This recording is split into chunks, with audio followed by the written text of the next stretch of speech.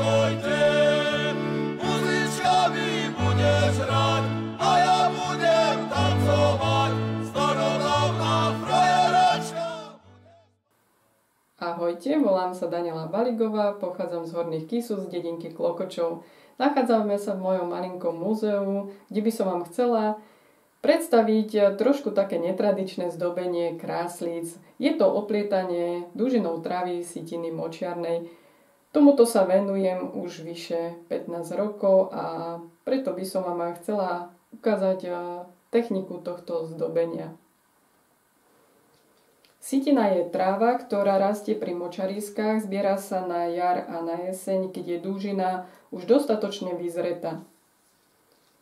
Hneď po zbere je najlepšie ju ošúpať, lebo potom, keď preschne, tak vlastne dúžina sa veľmi ťažko oddeluje od tej zelenej časti.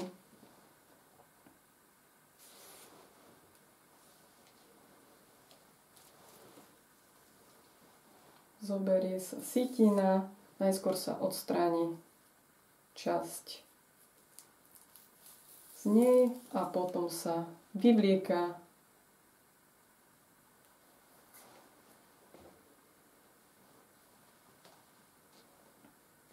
takto ošupanú sitinu musíme troška pretriediť, ktorá je poškodená alebo nejaká tmavšia, môžeme ju ofarbiť.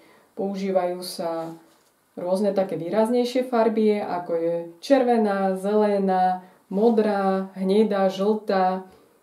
Je to už len na našej fantázii, ktoré použijeme. Na lepenie stále sa prikláňam starej tradičnej technike a to je rozrobená múka s vodou.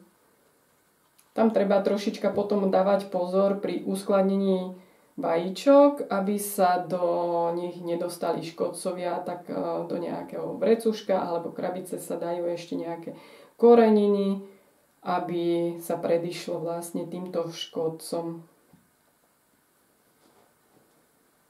Používať môžeme rôzne vajíčka, ako sú slepačie, kačacie, husacie, napríklad toto.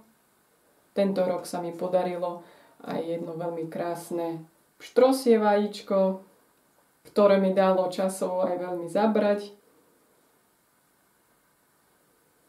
Každý deň trošička práce na ňom, asi tak týždeň som ho robila. Ale tak si myslím, že výsledok stojí za to. Postup zdobenia je taký, že ja si vždy urobím nejakú osnovu, keď chcem dané vajíčko robiť, nanesiem chleb, v mojom prípade múka s vodou,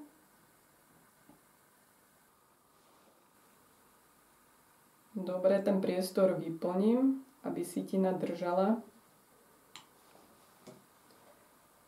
a potom už len oplietam.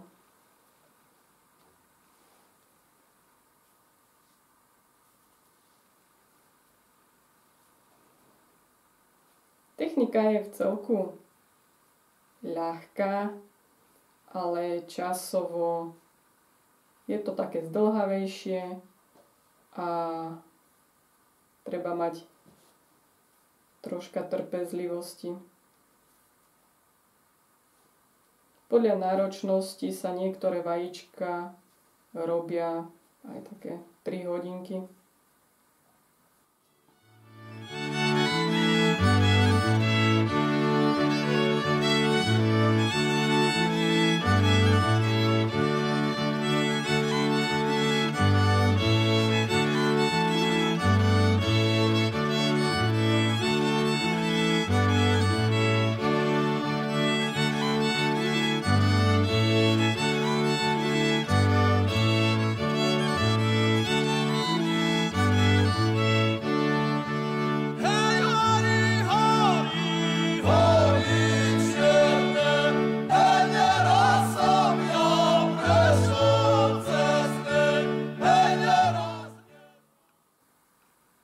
Robia sa rôzne ornamenty, ako sú vlnovky, kvietočka, rôzne také slimačiky, z čoho vznikne tiež pekný kvietok.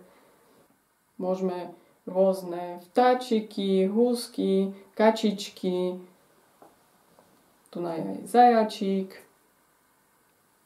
srdiečka.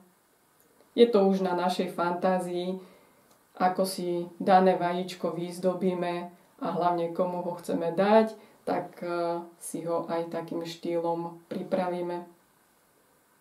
Sú tiež srdiečko, slimáčiky. Väčšinou každé vajíčko robím obojstranné, čiže nie je rovnaké.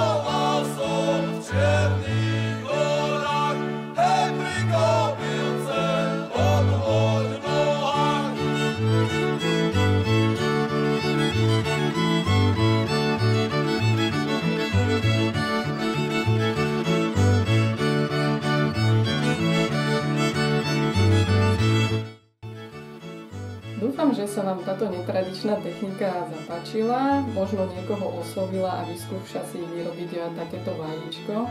Alebo kľudne môžete navštíviť moje múzeum a tu na v komórke vám ukážem, aký je postup a vyskúšame si to spoločne.